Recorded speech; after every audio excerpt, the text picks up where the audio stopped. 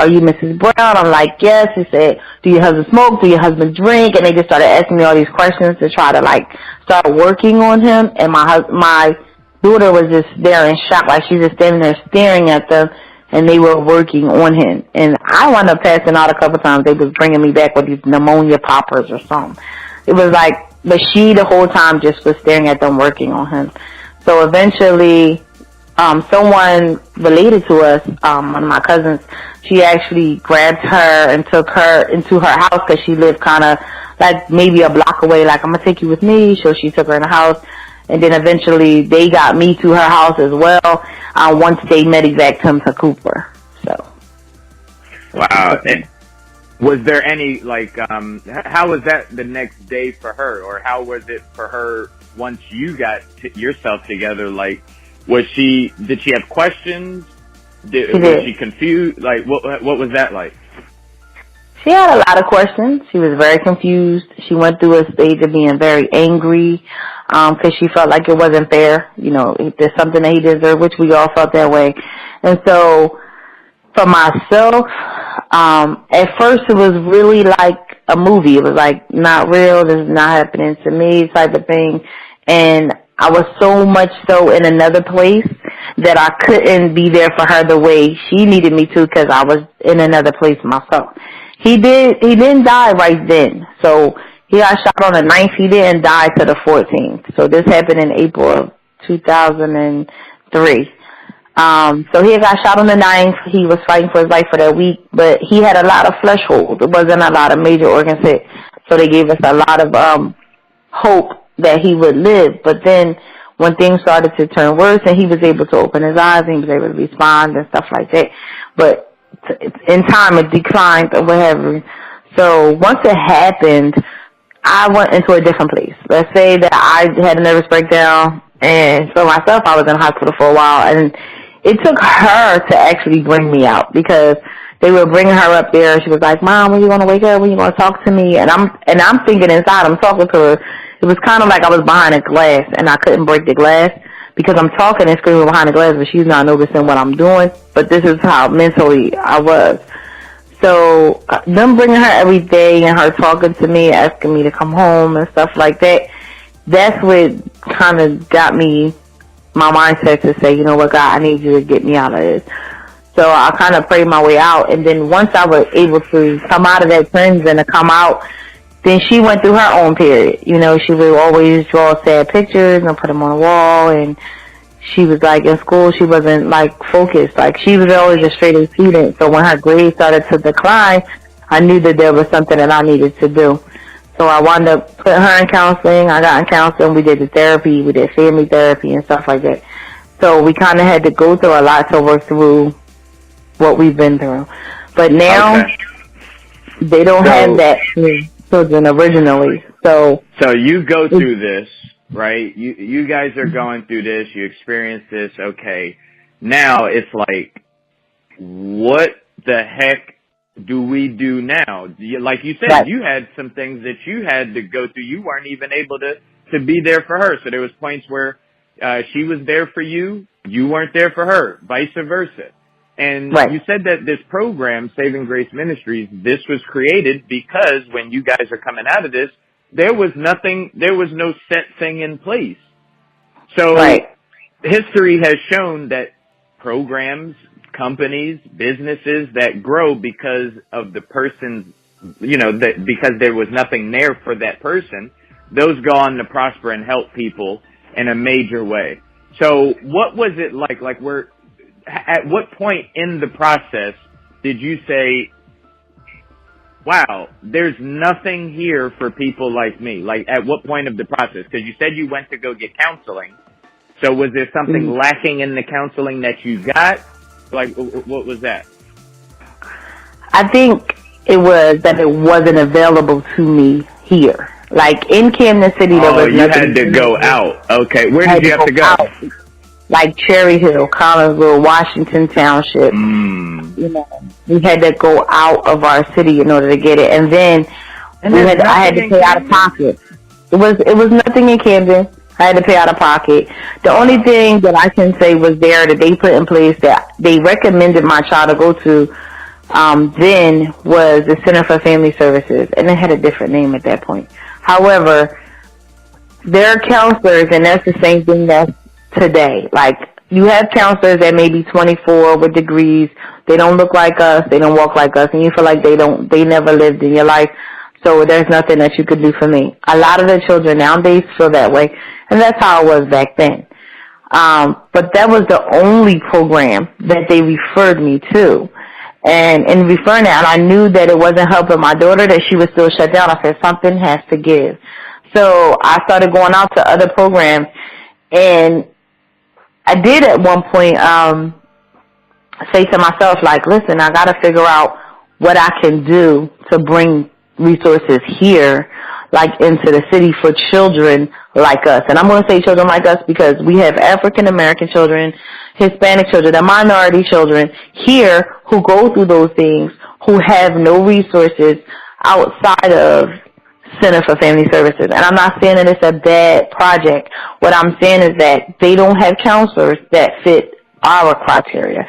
So our children won't relate, and then when they don't open up, they automatically say something's wrong with them, they need to be classified, they need to be medicated. So they kind of not, because they don't open up, they then take them on a zombie mission.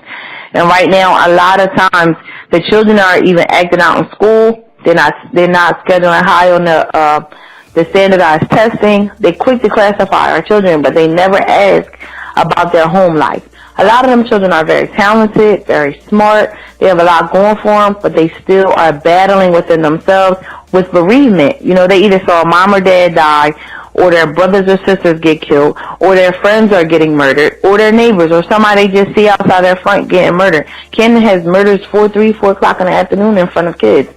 Nobody's addressing that. But then you want them to come to school, you want them to take tests, you want them to, be productive, but how much counseling did them children get? How much therapy did them children get? Nothing. So now that plays a part even with our crime rate. Like a lot of our teenagers, they go back to be repetitive. They go back to be revenge, or, okay, I gotta be fit for the survive. Like, I gotta survive, so maybe I need to learn how to shoot that gun. So, Yeah, I was watching this, I forget the program I was watching offhand. But it was talking about what's going on in Chicago, and I believe Chicago, they're averaging like 2 murders a day. But someone said, one of the activists or leaders out there, they said that there's no real after-school programs, and he thought that was a leading, he thought that if there was more after-school programs, that the kids would have actually something to do.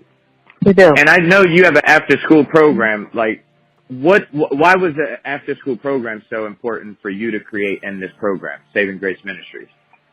2 reasons. One, we needed the tutoring because a lot of the children can't even read, and you had the children being pushed through because of the No Child Left Behind law. So a lot of kids can't even read, which brings them frustration. The math is a problem. They can't count, which brings them frustration. So that was one reason. Another reason was to bring them off the street. See, nowadays we having a high rate of gang activity men. So they are going for our youngest kids to bring them into the gang. So we have 9 and 10-year-olds who are now Bloods and Crips. And they're getting the younger kids to do a lot of the worst things because they're children. So their minds are right now sponges, and right now they know they can mold them to do what they want to do and how they want to do it. So they're aiming for our younger children. So if we don't bring them off of the street and give them something to do, that's all that's on the street. So if they go to the park and the gangs is in the park, the gangs at the skating rink, the gangs is, so it's like, okay, well, that looks cool. He's a grape. I'm a this, I'm a that. So they want to joy. They want to have fun because this is what fun looks like to them because nobody brought me in off the street to try to save my life. Whereas so what do your after-school programs look like? What do they look like? Well, we have tutoring. We have dinner. We feed our kids. And we have together activities. We make different things like vision boards, and we'll make pillows. We do clay therapy, art therapy, aqua therapy, music therapy, anything we need to do to keep them engaged. We do trips like Black Wax Museum, the aquarium, anything we got to do to keep these kids off the street. They're learning and having fun at the same time. How much is the program? The program is free to them. And most of us that do the program are all volunteers. We don't really have paid employees. This year, now that our group homes is coming into play, my paid employees will actually be direct care within the group homes. But the foundation itself, as far as our after-school program and the many other things that we do with the foundation, nobody gets paid. It's all volunteer. And so it's now free that's rare, isn't it? It's very rare because, and I say this because we kept it being free because the children can't afford it. And a lot of the parents, they don't care if the kids get help or not. And that's serious because we have a lot of parents now who are drug addicted. We have parents who are addicted to opium. We have, like say for instance, a father might have murdered. The mom can't cope. Now she pill pops. And last year we had 5 moms OD. We had 3 of them die. We had one family, the dad got killed by some of the other children's dad, and then they killed the mom for testifying. So now we lost mom and dad.